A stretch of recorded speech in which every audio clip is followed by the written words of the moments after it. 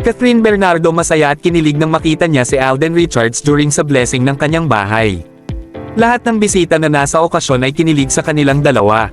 Gusto nga nila na laging magkatabi ang dalawang love team. Katden fans ay muli namang na-excite dahil magkasama muli sina Kat at Alden. Kita sa tawa ni Alden na gusto talaga niya si Catherine, sana nga ligawan na niya ito at para kikiligin to the bones yung mga Katden fans. Magka-vibes naman talaga sila kaya close sila sa isa't isa. Nag-enjoy talaga si Catherine kasama si Alden at ibang mga artista na nasa bahay ni Kat. Bagay na bagay naman talaga si Catherine at Alden, pareho silang mabait at hardworking, sana sila ang magkatuluyan sa huli. Abangan natin yung progress ng kanilang love team to real lover, char. Sigaw ng netizens Katden forever. Abangan ang part 2 na Hello Love Goodbye for another kilig moments. For more showbiz update, huwag kalimotang mag-subscribe and hit that notification bell.